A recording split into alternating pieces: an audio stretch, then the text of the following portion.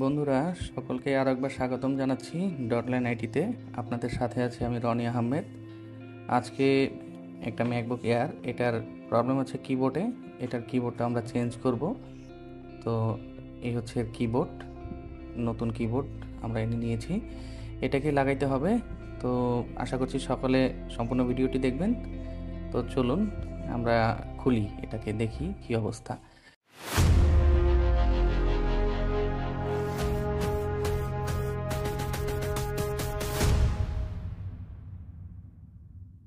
কীভাবে খোলা যায়, আগে স্ক্রুগুলো আমি সব খুলে নিয়েছি।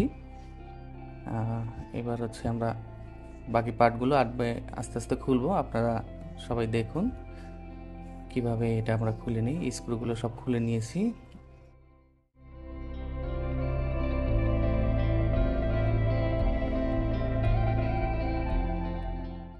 হচ্ছে রিবন, এই যে কটা রিবন আছে সবগুলো রিবন আমাদের আস্তে ধীরে করে খুলতে হবে, কারণ ম্যাকের রিবনগুলো একটু নাজুক টাইপের হয়। আপনারা অবশ্যই একটু কেয়ারফুলি কাজ করবেন যারা ম্যাকের কাজ করবেন। এটা ম্যাকবুক এয়ার, খুব সুন্দর একটি ল্যাপটপ। MacBook এয়ারের A1466 model. খুব ভালো একটি ম্যাকবুক এয়ার, ভালো ল্যাপটপ। স্পিকারগুলো খুলে নিই আমরা।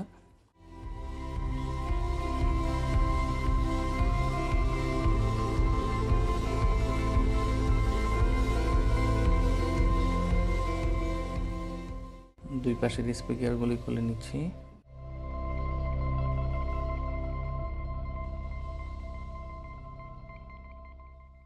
এবার মাদারবোর্ডের মধ্যে যে স্ক্রুগুলো আছে সবগুলো খুলে নিব।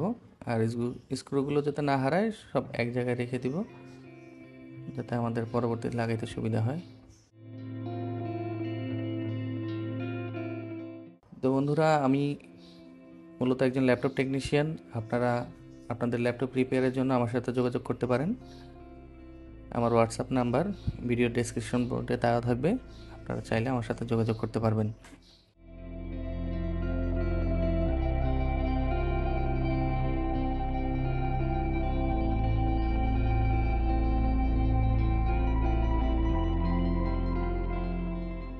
সবগুলো স্ক্রু খুলে নিতে হবে।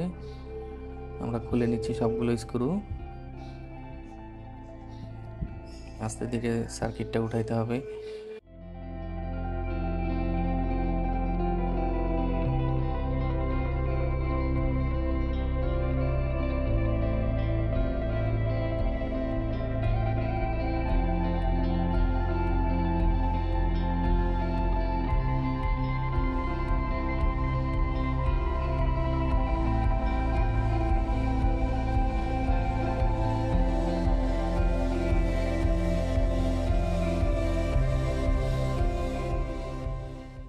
তো এই হচ্ছে এর মাদারবোর্ড। বোর্ডটা আমরা খুলে নিয়েছি। বোর্ডে আমাদের কোনো কাজ নেই। তো আমরা হচ্ছে কিবোর্ডের সাইড সেটা উঠাই। কিবোর্ড উঠাইতে হলে আগে কিবোর্ডের রিবনটা খুলতে হবে।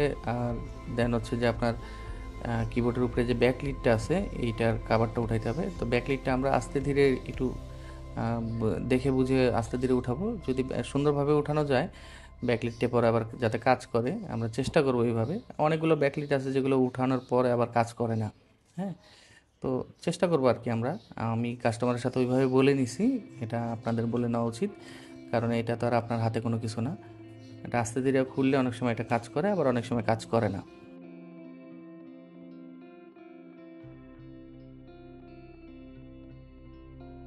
নিচে গাম করা থাকে, বেশ ভালো গাম করা। এটা এর আগে কখনো খোলা হয় নাই, যার ফলে এটা হার্ড বেশি। এই প্রথমেই এটার কিবোর্ড চেঞ্জ করা হচ্ছে। এটার কিবোর্ডটা লাগানো খুব হেভিভাবে থাকে। ম্যাকবুক এয়ারের বিভিন্ন মডেলের মধ্যে বিভিন্নভাবে লাগানো থাকে। তো এটার মধ্যে কীভাবে লাগানো সেটাও আমি আপনাদেরকে দেখাবো। আগে এই পার্টটা উঠায় নেই, যতটুক আস্তে ধীরে উঠানো যায় সুন্দরভাবে।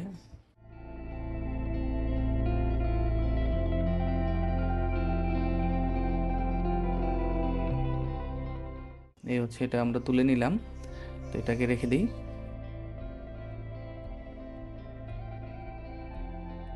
সবগুলোর মধ্যে দেখতে পাচ্ছেন আপনারা যে মাঝখানে হচ্ছে রিপিট করা, চারদিকে হচ্ছে স্ক্রু করা। হ্যাঁ, তো তো রিপিটগুলা এইভাবে যদি আমরা উঠাইতে চাই, চেষ্টা করে দেখি দুই একটা রিপিট। এটা হচ্ছে মেটাল সিস্টেমের রিপিটগুলো করা।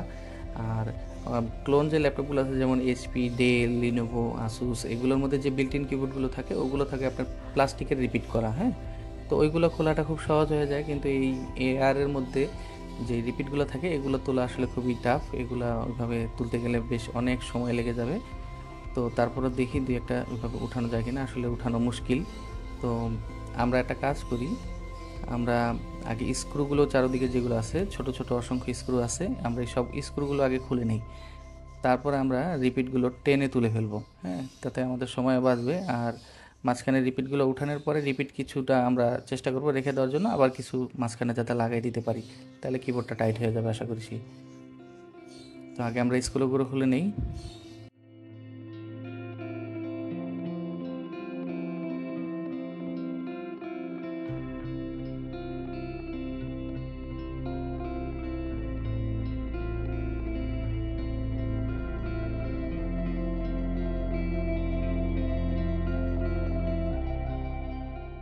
বেশ অনেক স্ক্রু, আপনাদের একটু ধৈর্য সহ্য নিয়ে খুলতে হবে। ম্যাকের কিবোর্ড চেঞ্জ করা আসলে একটু কষ্টের বিষয়।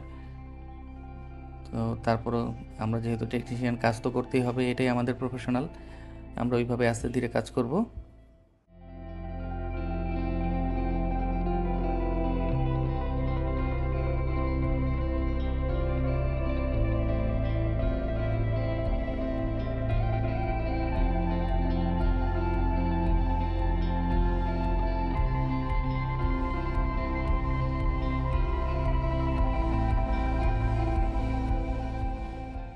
সবগুলো আমরা খুলে নিব। তো স্ক্রু মোটামুটি সবগুলো আমাদের খোলা শেষ। এবার হচ্ছে আমরা কিবোর্ডটাকে টেনে তুলব যাতে রিপিটগুলো ভেঙে ভেঙে চলে আসে। হ্যাঁ, আমরা ওইভাবেই এটাকে উঠাবো। তো তারপরে আপনারা একটা প্রেশার একটা মাত্রা রাখবেন যে খুব বেশি জোরে প্রেস করে উঠাবো না, তাতে আমাদের আরও ক্ষতি হতে পারে। যতটুকু প্রেশার আর কি দেওয়া যায় চেষ্টা করব। আর কিছু রিপিট আমরা রেখে দিব, যেটা আমরা আবার পরবর্তীতে লাগাই দিতে পারি। তাতে কি হবে, তাতে কিবোর্ডটা আবার শক্তভাবে লেগে যাবে। হ্যাঁ, আর এয়ার থেকে কিবোর্ডটা উঠানোর পরে এটার অক্ষত রাখা যায় না, কিবোর্ড অবস্থা খুব খারাপ হয়ে যাচ্ছে, আপনারা দেখছেন।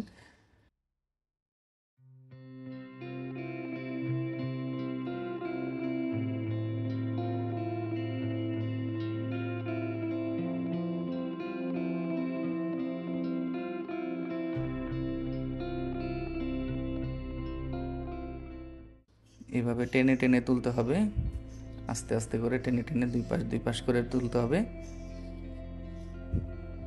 আর রিপিটগুলো আমরা কিছু রেখে দিব, সংরক্ষণ করব। এগুলো আমরা পরবর্তীতে আবার লাগাই দেব কিছু কিছু করে মাঝখানে।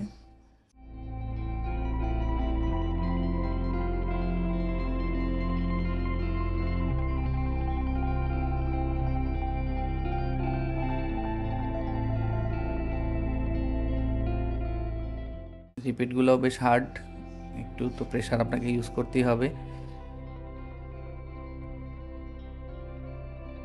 এই হচ্ছে কিবোর্ড, এটা আমরা তুলে নিলাম। এর অবস্থা তোলার পরে দেখেন এটা আর কোনো কিছু করার উপযোগী নাই, তো এটা আমরা ফেলে দিব।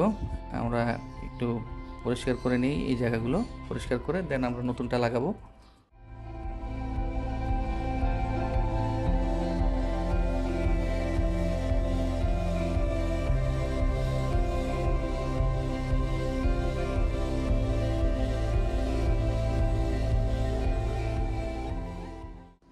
পরিষ্কার করে নেই যাতে কোনো রিপিট বা কোনো কিছু না থাকে, কিবোর্ডটা যাতে সুন্দরভাবে আমরা বসাতে পারি।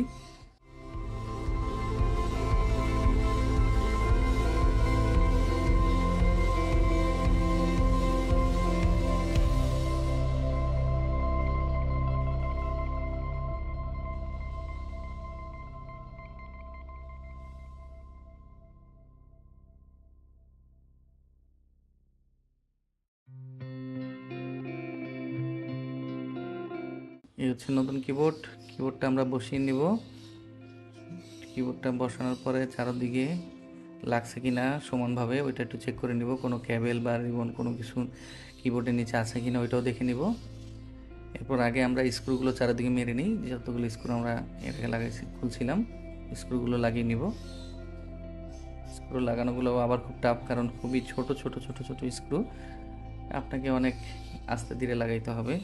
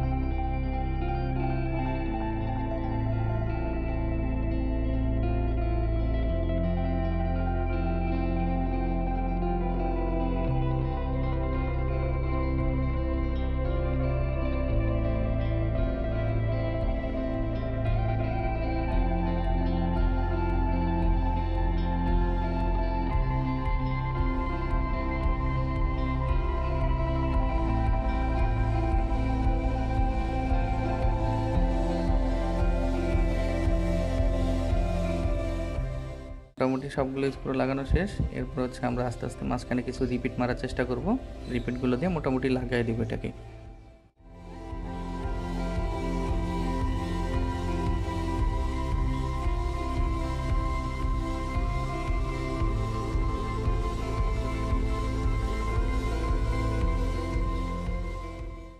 আমাদের স্ক্রু লাগানো শেষ। এবার হচ্ছে আমরা ব্যাকলিটটা আবার বসায় নিব। যেভাবে যেভাবে আগের মতন খুলছিলাম ঠিক সেভাবে আবার আগের মতন করে আমরা সেট আপ করে নিব, আবার বসিয়ে নিব। আর সবচেয়ে আপনাদের কাছে ভালো হয় যদি আপনারা যখন ম্যাকের কিবোর্ড চেঞ্জ করবেন সেক্ষেত্রে কিবোর্ডটা আগে চেক করে নেবেন, কারণ বুঝতেই পারতেছেন এটা লাগানো খুবই একটা সময়ের কাজ। আসলে সেই জন্য আগে আপনারা ইন্টারনাল যত কিবোর্ড আছে কিবোর্ড লাগানোর আগে কিবোর্ডটা অবশ্যই চেক করে নেবেন ল্যাপটপের মধ্যে লাগিয়ে। তো আমি এটার মধ্যে কিবোর্ডটা আগেই লাগিয়ে নিয়েছিলাম, লাগিয়ে চেক করে নিয়েছিলাম, সেটা আপনাদেরকে বলা হয় নাই। আপনারা এইভাবেই কাজ করবেন আশা করি, তাহলে কাজটা আরও আপনার জন্য সময় বাঁচবে, ভালো হবে। তো সুন্দরভাবে রিবনগুলো আবার লাগাই নেবেন, যেভাবে যেভাবে ছিল ওইভাবে আবার বসাই নেবেন। এখন আমরা আবার মাদারবোর্ডটা বসাই নিব।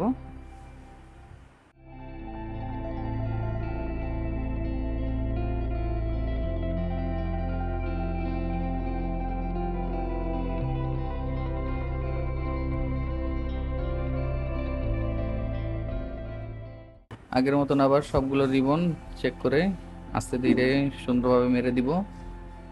তাড়াহুড়োর দরকার নাই, আপনারা আস্তে ধীরে কাজ করবেন, কাজ ভালো হবে। হয়তো দেখা গেলো যে কোনো কিছু মিসিং হয়ে যাবে, আবার খুলতে হবে, আবার লাগাইতে হবে।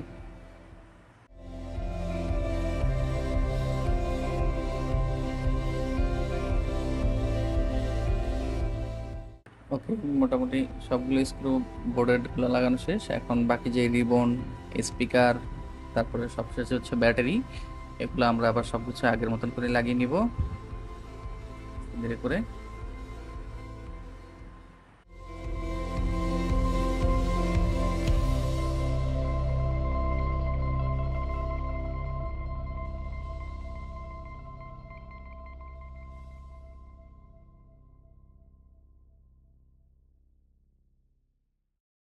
ব্যাটারি সবগুলো স্ক্রু আবার লাগিয়ে দিব আমরা সুন্দরভাবে, আগে যেমন ছিল সব জায়গার স্ক্রুগুলো চেক করে করে মেরে দিব। মোটামুটি আমাদের প্রায় শেষ পর্যায়ে ফিটিং।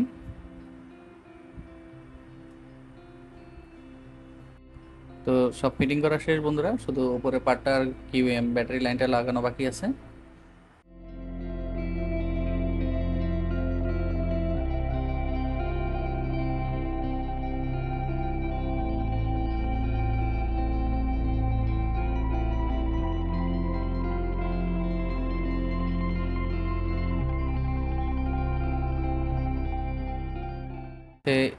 এভাবে আর কি কিবোর্ডটা চেঞ্জ করে। তো আশা করি ভিডিওটি আপনাদের ভালো লেগেছে। আমার চ্যানেলটি সাবস্ক্রাইব করে দিবেন।